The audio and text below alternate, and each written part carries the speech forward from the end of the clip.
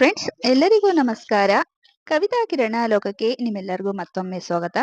ವರಮಹಾಲಕ್ಷ್ಮಿ ಪೂಜೆಯ ಬಗ್ಗೆ ನಾವು ಹಲವಾರು ವಿಷಯಗಳನ್ನ ತಿಳ್ಕೊಂಡಿದೀವಿ ಸ್ನೇಹಿತರೆ. ಇವತ್ತಿನ ಈ ವಿಡಿಯೋದಲ್ಲಿ ವರಮಹಾಲಕ್ಷ್ಮಿ ಕಳಸವನ್ನ ಅಲಂಕಾರಕ್ಕಾಗಿ 1, 2, 3 ಇಡ್ತಿರ್ತಾರೆ. ಅದ್ರ ಬಗ್ಗೆ ನಾವು ಸಂಪೂರ್ಣ ಮಾಹಿತಿನ ತಿಳ್ಕೊಳ್ಳೋಣ.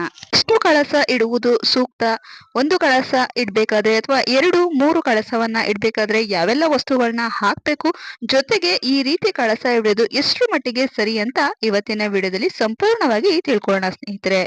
ಯಾಕಂದ್ರೆ ವರಮಹಾಲಕ್ಷ್ಮಿ ಹಬ್ಬದಲ್ಲಿ ತುಂಬಾನೇ ಪ್ರಮುಖ ಸ್ಥಾನವನ್ನ ಪಡೆದಿರುವಂತ ವರಮಹಾಲಕ್ಷ್ಮಿ ಕಳಸವನ್ನ ನಾವು ಸರಿಯಾದ ರೀತಿಯಲ್ಲಿ ಪ್ರತಿಷ್ಠಾಪನೆಯನ್ನ ಮಾಡಿದ್ರೆ ಆದ್ರೆ ವರಮಹಾಲಕ್ಷ್ಮಿ ನಮ್ಗೆ ಒಲಿತಾಳೆ ಅನ್ನೋ ನಂಬಿಕೆ ಇದೆ. ಹಾಗಾಗಿ ವರಮಹಾಲಕ್ಷ್ಮಿ ಕಳಸದ ಬಗ್ಗೆ ಯಾವುದೇ ಕಾರಣಕ್ಕೂ ಕೂಡ ಅಸಡ್ಡೆಯನ್ನ ತೋರಿಸಬಾರ್ದು. ಅತಿಯಾದ ಅಲಂಕಾರದ ದೃಷ್ಟಿಯಿಂದ ನಾವು ವರಮಹಾಲಕ್ಷ್ಮಿ ಕಳಸವನ್ನ ಅಸಡ್ಡೆಯನ್ನ ಮಾಡಿ ಕೂರಿಸಿದ್ದೆ ಆದ್ರೆ ನಾವು ಎಷ್ಟೇ ವಿಜೃಂಭಣೆಯಿಂದ ಹಬ್ಬವನ್ನ ಮಾಡಿದ್ರು ಕೂಡ ನಮ್ಗೆ ಫಲ ಸಿಗೋದಿಲ್ಲ. ಅದರ ಹೊರತಾಗಿ ಅಶುಭ ಫಲಗಳೇ ವರ್ಷ ಪೂರ್ತಿ ನಮ್ಗೆ ಸಿಗುತ್ತಾ ಹೋಗುತ್ತೆ. ಹಾಗಾಗಿ ವರಮಹಾಲಕ್ಷ್ಮಿ ಕಳಸದ ಬಗ್ಗೆ ಒಂದಿಷ್ಟು ಮಾಹಿತಿನ ಇವತ್ತು ತಿಳ್ಕೊಳ್ಳೋಣ ಸ್ನೇಹಿತರೆ. ಮೊದಲನೇದಾಗಿ ವರಮಹಾಲಕ್ಷ್ಮಿ ಕಳಸವನ್ನ ಎಷ್ಟು ಕೂರಿಸ್ಬೇಕು ಅನ್ನೋದು ಕೆಲವೊಬ್ರು ಗೊಂದಲ, ಹಾಗೇನೆ ಪ್ರಶ್ನೆ. ಕೆಲವೊಬ್ರು ಒಂದೇ ಒಂದು ಕಳಸವನ್ನ ಇಟ್ಟು ವರಮಹಾಲಕ್ಷ್ಮಿಯನ್ನ ಪೂಜಿಸ್ತಾರೆ. ಇದಕ್ಕೆ ವರಮಹಾಲಕ್ಷ್ಮಿ ಕಳಸ ದೈವಿಕ ಕಳಸ ಅಂತಲೂ ಕೂಡ ಹೇಳ್ತೀವಿ. ಇನ್ನು ಕೆಲವೊಬ್ರು 2 ಕಳಸವನ್ನು ಕೂಡ ಕೂರಿಸ್ತಿರ್ತಾರೆ. ಅಂದ್ರೆ ವರಮಹಾಲಕ್ಷ್ಮಿಗೆ ಸೀರೆಯನ್ನ ಉಡಿಸಿ ತುಂಬಾ ಚೆನ್ನಾಗಿ ಕಾಣ್ಬೇಕು ಅಂತ ಅಲಂಕಾರವನ್ನ ಮಾಡೋದಿಕ್ಕೆ ಹೋಗಿ 2 ಕಳಸವನ್ನ ಇಟ್ಟು ಪೂಜೆಯನ್ನ ಮಾಡ್ತಾರೆ.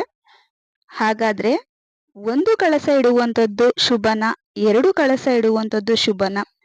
ನಾವು ಇಡುವಂತ ವರಮಹಾಲಕ್ಷ್ಮಿಯ ಕಳಸ ವರ್ಷ ಪೂರ್ತಿ ಹಬ್ಬ ಮಾಡಿತಾಯಿಂದ ಹಿಡಿದು ಮತ್ತೆ ಹಬ್ಬ ಬರುವ ತನಕ ನಮ್ಗೆ ಆದಾಯ, ಅಭಿವೃದ್ಧಿಯ ಒಂದು ಮನೆಯ ಸುಖ ಸಮೃದ್ಧಿಯನ್ನ ತಿಳಿಸುವಂತದ್ದು ನಾವು ಇಡುವಂತಹ ವರಮಹಾಲಕ್ಷ್ಮಿಯ ಕಳಸ. ಅದಕ್ಕೇನೆ ಹೇಳೋದು, ವರಮಹಾಲಕ್ಷ್ಮಿ ಕಳಸವನ್ನ ಕೂರಿಸ್ಬೇಕಾದ್ರೆ ಎಷ್ಟೇ ಎಚ್ಚರ ವಹಿಸಿದ್ರು ಕೂಡ ಸಾಲದು ಅಂತ. ಹಾಗಾಗಿ ಪ್ರತಿಯೊಬ್ರು ಕೂಡ ಕಳಸವನ್ನ ಸ್ಥಾಪಿಸ್ಬೇಕಾದ್ರೆ ತುಂಬಾನೇ ಎಚ್ಚರವಾಗಿ ನಿಯಮಾನುಸಾರವಾಗಿ ಕಳಸವನ್ನ ಕೂರಿಸಿ ವರ್ಷ ಪೂರ್ತಿ ಆದಾಯ, ಅಭಿವೃದ್ಧಿ, ಸುಖ, ಸಂತೋಷ, ನೆಮ್ಮದಿ ಅನ್ನೋದು ನಾವು ಕೂರಿಸುವಂತ ಕಳಸದಲ್ಲೇ ಇರುತ್ತೆ ಸ್ನೇಹಿತರೆ. ಆ ಕಳಸವೇ ತೋರಿಸುತ್ತೆ ನಮ್ಮ ಮನೆಯ ಆದಾಯ, ಅಭಿವೃದ್ಧಿ, ಸುಖ, ಸಂತೋಷವನ್ನ. ಅಂದ್ರೆ ಒಂದೇ ಒಂದು ಕಳಸ ಇಟ್ಟು ಪೂಜೆಯನ್ನ ಮಾಡುವಂತವ್ರು ಯಾವುದೇ ರೀತಿಯ ಗೊಂದಲ ಇರೋದಿಲ್ಲ. ಆರಾಮಾಗಿ ನೀವು ಪೂಜೆಯನ್ನ ಮಾಡಬಹುದು. ನೀತಿ ನಿಯಮಗಳಿಂದ ಸರಿಯಾದ ಸಮಯದಲ್ಲಿ ಮಾಡುವಂತಹ ಪೂಜೆ ಖಂಡಿತವಾಗ್ಲೂ ಕೂಡ ಶುಭ ಫಲಗಳನ್ನೇ ಕೊಡುತ್ತೆ. ಹಾಗಾಗಿ ಒಳ್ಳೆ ಸಮಯದಲ್ಲಿ, ಒಳ್ಳೆ ಶುಭ ಮುಹೂರ್ತದಲ್ಲಿ ಲಕ್ಷ್ಮಿ ಕಳಸವನ್ನ ನಾವು ನಿಯಮಾನುಸಾರವಾಗಿ ಕಳಸವನ್ನ ಯಾವ ರೀತಿ ಪ್ರತಿಷ್ಠಾಪನೆಯನ್ನ ಮಾಡಬೇಕು, ಹಾಗೇನೆ ಲಕ್ಷ್ಮಿ ಕಳಸಕ್ಕೆ ಯಾವೆಲ್ಲ ವಸ್ತುಗಳನ್ನ ಹಾಕೋದ್ರಿಂದ ವರ್ಷ ಪೂರ್ತಿ ಧನಾಕರ್ಷಣೆ, ಅಭಿವೃದ್ಧಿ ಆಗುತ್ತೆ ಅಂತ ನಾನು ಇಂದಿನ ವಿಡಿಯೋಗಳಲ್ಲಿ ತಿಳಿಸ್ಕೊಟ್ಟಿದ್ದೀನಿ. ಆ ರೀತಿಯಾಗಿ ನೀವು ಕಳಸವನ್ನ ಸ್ಥಾಪನೆಯನ್ನ ಮಾಡಬಹುದು. ಒಂದು ಕಳಸವನ್ನ ಇಡೋರ್ಗೆ ಯಾವುದೇ ರೀತಿಯ ಗೊಂದಲ ಇರೋದಿಲ್ಲ. ಇನ್ನು 2 ಕಳಸ ಇಡೋರಿಗೆ ಕೆಳಗಡೆ ಒಂದು ಬಿಂದಿಗೆಯನ್ನ ಇಟ್ಟಿರ್ತಾರೆ, ಅಥವಾ ಮೇಲ್ಗಡೆ ಇನ್ನೊಂದು ಬಿಂದಿಗೆಯನ್ನ ಇಡ್ತಾರೆ, ಅಥವಾ ಕಳಶವನ್ನ ಇಡ್ತಾರೆ. ಕೆಳಗಡೆ ಇಟ್ಟಿರುವಂತ ಬಿಂದಿಗೆ ಅಥವಾ ಕಳಸಕ್ಕೆ ಹಾಕುವಂತ ನೀರೇ ಆಗಿರ್ಲಿ ಅಥವಾ ಏನೇ ಆಗಿರ್ಲಿ ಅದು ಲೆಕ್ಕಕ್ಕೆ ಬರೋದಿಲ್ಲ. ನಾವು ವರಮಹಾಲಕ್ಷ್ಮಿಯ ಕಳಸ ಅಂತ ಯಾವುದನ್ನ ಇಟ್ಟಿರ್ತೀವಿ ಅಂದ್ರೆ ನೀರನ್ನ ಹಾಕಿ, ಅದಕ್ಕೆ ಲಕ್ಷ್ಮಿಯ ವಸ್ತುಗಳನ್ನ ಹಾಕಿ, ವಿಳ್ಯದೆಲೆಯನ್ನ ಮುಡಿಸಿ, ಕಾಯನ್ನ ಇಟ್ಟು ಪೂಜೆಯನ್ನ ಮಾಡ್ತಿರ್ತೀವಲ್ವಾ, ಆ ಕಳಸ ಲೆಕ್ಕಕ್ಕೆ ಬರುತ್ತೆ. ಹಾಗಾಗಿ ನೀವು ಯಾವ ವರಮಹಾಲಕ್ಷ್ಮಿ ಕಳಸವನ್ನ ಇಡ್ತಿದ್ದೀರಾ ಅಂತ ನೆನಪಲ್ಲಿ ಇಟ್ಕೊಳ್ಳಿ. ಕೆಳಗಡೆ ನೀವು ಸೀರೆಯನ್ನ ಉಡ್ಸೋದಕ್ಕೆ ತುಂಬಾ ಚೆನ್ನಾಗಿ ಕಾಣಿಸ್ಲಿ ಅಂತ ಅಲಂಕಾರಕ್ಕಾಗಿ ಬಿಂದಿಗೆಯನ್ನ ಬಳಸಿದ್ರೆ ಆ ಒಂದು ಬಿಂದಿಗೆಗೆ ಆಗಿರ್ಬೋದು ಅಥವಾ ಕಳಶಕ್ಕೆ ಆಗಿರ್ಬೋದು ಯಾವುದೇ ಕಾರಣಕ್ಕೂ ಕೂಡ ಖಾಲಿ ಕಳಸ ಅಥವಾ ಬಿಂದಿಗೆಯನ್ನ ಇಡಕೂಡದು. ಇದು ತುಂಬಾನೇ ಮುಖ್ಯವಾದ ವಿಚಾರ. ಕೆಲವೊಬ್ರು ಬರೀ ಬಿಂದಿಗೆಯನ್ನ ಇಟ್ಟು ಅದ್ರ ಮೇಲೆ ವರಮಹಾಲಕ್ಷ್ಮಿ ಕಳಸವನ್ನ ಇಟ್ಟು ಅಲ್ಲಿ ನೀವು ವರಮಹಾಲಕ್ಷ್ಮಿಯನ್ನ ಆವಾಹನೆಯನ್ನ ಮಾಡ್ಕೊಂಡಿರ್ತೀರ. ಇದು ತಪ್ಪು. ಕೆಳಗಡೆ ನೀವು ಯಾವುದೇ ಕಳಸವನ್ನ ಇಡ್ಲಿ ಅಲಂಕಾರಕ್ಕಾಗಿ, ಅದಕ್ಕೂ ಕೂಡ ನೀವು ಧಾನ್ಯಗಳನ್ನ ಹಾಕುವಂಥದ್ದು ತುಂಬಾನೇ ಒಳ್ಳೇದು. ಅಥವಾ ಒಂದು 5 ಹಿಡಿಯಷ್ಟು 9 ಹಿಡಿಯಷ್ಟು ಅಕ್ಕಿಯನ್ನಾದ್ರೂ ಸರಿ ಹಾಕ್ಬೇಕು. ಹಾಗೇನೆ ಅದ್ರ ಒಳಗಡೆ ನೀವು ದವಸ ಧಾನ್ಯಗಳನ್ನ ಹಾಕುವಂಥದ್ದು, ಹಾಗೆ ಲಕ್ಷ್ಮಿಗೆ ಪ್ರಿಯವಾದಂತ ವಸ್ತುಗಳನ್ನು ಕೂಡ ಹಾಕುವಂಥದ್ದು ತುಂಬಾನೇ ಒಳ್ಳೇದು. ಆದ್ರೆ ಯಾವುದೇ ಕಾರಣಕ್ಕೂ ಕೂಡ ಖಾಲಿಯನ್ನಂತೂ ಇಡೋದಕ್ಕೆ ಹೋಗ್ಲೇಬೇಡಿ. ಇನ್ನ ಅದ್ರ ಮೇಲೆ ಕಳಸ ಇಡೋರ್ಗೆ ಯಾವ ರೀತಿ ವರಮಹಾಲಕ್ಷ್ಮಿ ಕಳಸವನ್ನ ಇಡಬೇಕೋ ಅದೇ ರೀತಿ ಮಾಡ್ಕೊಳ್ಳಿ. ಆದ್ರೆ 2 ಕಳಸ ಇಡೋರ್ಗೆ ಇದು ತುಂಬಾ ಮುಖ್ಯವಾಗಿ ಗಮನದಲ್ಲಿ ಇಟ್ಕೋಬೇಕಾಗಿರುವಂತ ವಿಚಾರ.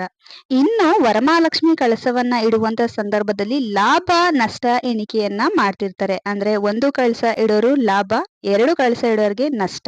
ಈ ರೀತಿಯಾಗಿ ಎಣಿಕೆಯನ್ನ ಮಾಡಿ ಕಳಶವನ್ನ ಇಡ್ತಾರೆ. ಇದು ಎಷ್ಟೋ ಸರಿನೋ ಗೊತ್ತಿಲ್ಲ, ಅವರವರ ನಂಬಿಕೆಗೆ ಬಿಟ್ಟಿದ್ದು.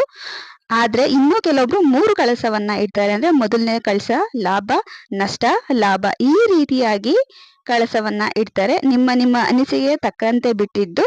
ಆದ್ರೆ 2 ಕಳಸವನ್ನ ಕೂರಿಸುವವರು ಈ ರೀತಿಯಾಗಿ ನೀವು ನಿಯಮಗಳನ್ನ ಪಾಲನೆಯನ್ನ ಮಾಡ್ತಾ ಬಂದ್ರೆ ನಿಮ್ಮ ಮನೆಯ ಆದಾಯ ಅಭಿವೃದ್ಧಿಯನ್ನ ನೀವು ಇಡುವಂತ ಕಳಶ ತೋರಿಸುತ್ತೆ ಅನ್ನೋದು ನಂಬಿಕೆ. ಹಾಗಾಗಿ ಪ್ರತಿಯೊಬ್ರು ಕೂಡ ವರಮಹಾಲಕ್ಷ್ಮಿ ಕಳಸವನ್ನ ಕೂರಿಸ್ಬೇಕಾದ್ರೆ ಸ್ವಲ್ಪ ಎಚ್ಚರ ವಹಿಸಿ ಕಳಸವನ್ನ ಪ್ರತಿಷ್ಠಾಪನೆ ಮಾಡುವಂತದ್ದು ತುಂಬಾನೇ ಒಳ್ಳೇದು ಸ್ನೇಹಿತರೆ. ನಿಮ್ಮ ಪದ್ಧತಿಯಲ್ಲಿ ನಿಮ್ಮ ಮನೆಯಲ್ಲಿ ಪ್ರತಿ ವರ್ಷವೂ ಕೂಡ ಯಾವ ರೀತಿ ಹಬ್ಬವನ್ನ ಮಾಡ್ತಾ ಬಂದಿದ್ದೀರಾ, ಯಾವ ರೀತಿ ಕಳಸವನ್ನ ಇಟ್ಟು ಪೂಜೆಯನ್ನ ಮಾಡ್ತಾ ಬಂದಿದ್ದೀರಾ, ಆ ಪೂಜೆ ಆ ವರಮಹಾಲಕ್ಷ್ಮಿ ಹಬ್ಬ ನಿಮ್ಗೆ ಆಗುತ್ತೆ, ವರ್ಷನೂ ಕೂಡ ನಮ್ಗೆ ಆಗ್ತಾ ಬಂದಿದೆ ಅಂದ್ರೆ ಅದೇ ರೀತಿನೇ ಮಾಡಿ. ಯಾವುದೇ ರೀತಿ ಗೊಂದಲವನ್ನ ಮಾಡ್ಕೊಂಡು ಹಬ್ಬದಲ್ಲಿ ಗಡಿಬಿಡಿಯಾಗಿ ನೀವು ಹಬ್ಬವನ್ನ ಮಾಡುವುದು ಬೇಡ ಸ್ನೇಹಿತರೆ. ಹಾಗಾಗಿ ಪ್ರತಿಯೊಬ್ರು ಕೂಡ ವರಮಹಾಲಕ್ಷ್ಮಿ ಹಬ್ಬವನ್ನ ಸರಳವಾಗಿ ಸುಲಭವಾಗಿ ಮಾಡಿ ಎಲ್ಲರಿಗೂ ಕೂಡ ವರಮಹಾಲಕ್ಷ್ಮಿ ಹಬ್ಬ ಈ ಬಾರಿ ಅದೃಷ್ಟ, ಸಂಪತ್ತು, ಸಿರಿ, ಸೌಖ್ಯವನ್ನ ತಂದುಕೊಡಲಿ ಸ್ನೇಹಿತರೆ.